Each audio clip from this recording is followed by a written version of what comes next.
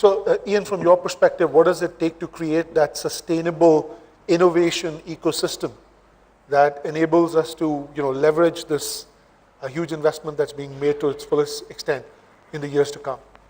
Sure, and I think one great industry objective that we've had for the worldwide community is the International Technology Roadmap on Semiconductors. This is an industry that, quite frankly, always knows where it wants to go, or at least hopes to get there.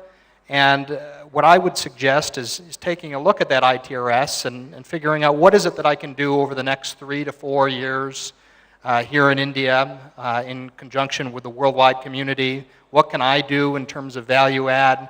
And then where do I want to be 10 years from now? And quite frankly, that's another discussion that can be had with government, academia, and industry, because all will play a unique role there. Furthermore, I think it's so important that you continue to have that government commitment over the long term in terms of policy. Where we've seen lessons throughout the world in this area, one is in the U.S., for instance, in upstate New York, that development and that ecosystem was created over the last 15, 20 years by industry partners, by Republicans and Democrats. And by the way, Republicans and Democrats don't always get along in the U.S., as you may have mentioned or realized, but they didn't realize that that ecosystem was worth creating. And I think it's important to continue that dialogue here, especially as you're going into elections, to sustain that government commitment. But it's really looking at those 3 pillars, maintaining an investment climate and a regulatory environment that prohibits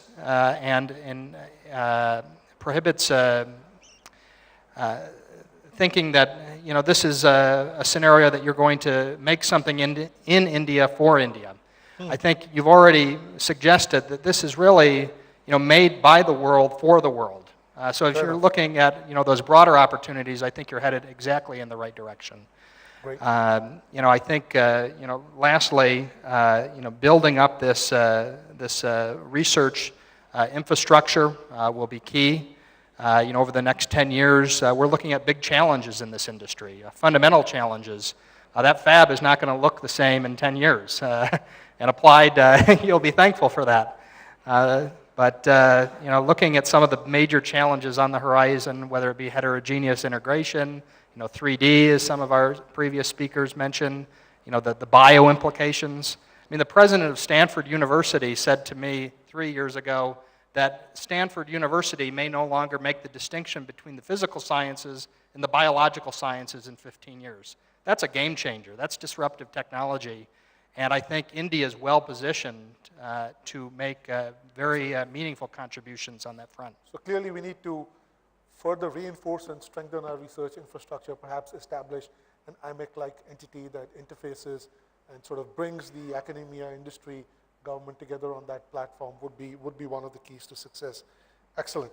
I think I'm looking at the clock here. We have about half an hour left in our session, and I do want to draw in the audience into the discussion. But before I do that, since you talked about bipartisan agreement in the US, we do have elections coming up here in India too, right? And knowing how things work, there's a window of opportunity here, Dr. Zarabi, the process you described. If it doesn't get concluded really soon, do you see any risk in this playing out with the elections and the new government and so on and so forth? I said with the elections coming up, if we don't conclude the process that we need to go through to get the groundbreaking stage.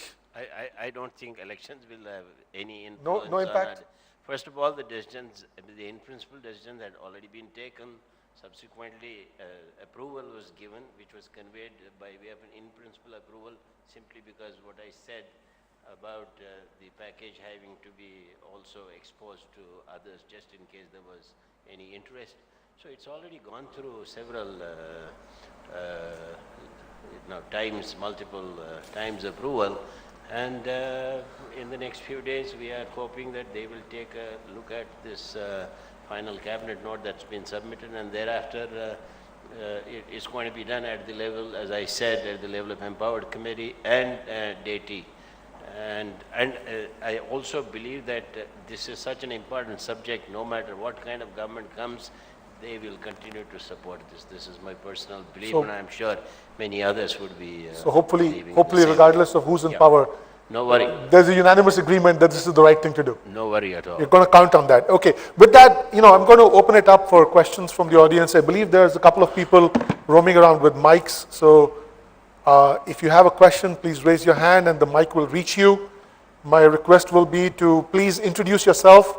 And then if there's a question you want to direct to a specific member of the panel, please do that. My name is Guru Raj. Sir, my question is related to the possible political changes. In 2006, I was part of an initiative to set up a fab in India, and when I was at Flextronics at that time, we were a lead investor in that fab initiative. That died because, from my experience, it died because there were political changes. And we had signed all the MOUs in the world, that we could. And I'm not trying to sound negative. Dr. Zarabi did say that, it's not a concern. My question to Dr. Zarabi is, sir, how binding is an agreement or any understanding of the present government in case another political party or anybody else comes to power? So how binding, you talked about the in-principle approval and whatever agreements have been reached between the government and the fab consortia right now, how binding is it? And is there any risk of there being a change in direction if a different party comes into power at the center? I think that's the summary of the question, right? Okay. No, I think it's pretty much narrowed down. I mean, as I said, the final approval that comes will get us to issue this letter of intent as we have thought of. In response to that, there will be a DPR submitted within about 4 weeks. That will give pretty much the finer contours of the project, which will form the backdrop against which, the support that has been asked for will be given as we go along in the project implementation. So I think the finer details to a great extent have already been worked out, but as I said, final numbers will come in the DPR. Sure. So if you are able to complete the process that you've described Yeah. in the time frame that you're talking about, then there's fair level of confidence that it's That's right. binding and there's no risk of I kind of a gave switch. this time scale, 4 weeks from about a week from now for the DPR and another 2 weeks for appraisal and like that. So that's why we came to some March, April time frame groundbreaking. And after that, and remember, it's not a government project. It is their project. I mean, they will have all the autonomy. If empowered committee will oversee it, it will not be for any interference. It will only be for facilitating and making sure. In fact, one of the things that I have in mind in facilitating is, you talked about the ESDM, the product's story is, we have to make things happen. I believe that things are not going to happen by themselves. Sure. We have to make things happen. We've been talking about Coral products for the last 3 years. Yesterday you heard Secretary talk about Akash 4, 78 companies responding, DGSND rates already established. Neither he nor anybody in this room got up to say that what about the, I would say, I would expect somebody to get up and say that we are going to be launching this afternoon the SoC, the chipset for Akash 4 tablet. And it has to happen. It has to be made to happen. Looks like it will not happen by itself. Great. Other question? Do you think the Indian academia is ready to take up the R&D activity of based on chips? Did you hear that question? Could you please repeat the question? Indian universities and academia and the syllabus, are they modern enough, latest enough to address the need of the research in this field? So are the academic institutes ready to handle, prepared to handle the research needs going forward? Professor Wasim. I would say that we are ready and willing, and we want to be very much a part of this very important initiative. Okay. I have a question. Yes, I think there's a couple of people at the back. Please, could you stand up so we can see you, and please do introduce yourself. My name is Prakash, and I have a question with respect to this competitive advantage of this Indian fabs. Like, so I heard that the consortium who is planning for these fabs, like they have global exposure and all. But my question is with my limited understanding, like currently the process technology is around 14 nanometer, and Intel, Samsung, and TSMC are the fab manufacturer who had already gained expertise in that. So, like, and the consortia doesn't have any of these three players. So, what exactly is the way further? Like, does it consortia have also such expertise of 14 nanometer and going maybe in 2-3 years, 10 nanometer will come up, 7 nanometer will come up. So, how is this Indian fabs planning to tackle that competitive advantage in the long term? Okay. Dr. Madhuri, I think that question is directed at you. I already said we have a technology partner which is 100 plus years, which has all this technology. We have an assurance that as we keep moving on down the technology road, they will provide us the technology as and when required. I don't see a problem. As Mr. Ajay Shankar said in the morning, let's not get worried about the Intels and the other guys here. Let's focus on something which we believe we can do, and we can do it. We can do it. And I believe the technology partner that you're working with... When Intel is not interested in getting into India, let them not come into India.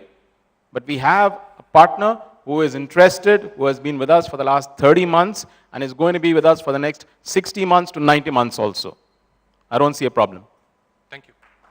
And you know, just to fill in some of the blanks, I believe the partner that you're working with already has process technology development until 14 nanometer and is working beyond that. Media reports have said our technology partner is IBM, our implementation partner is Towers as of Israel. So we have the He's not expertise. saying that, that's just the media reports. Media reports.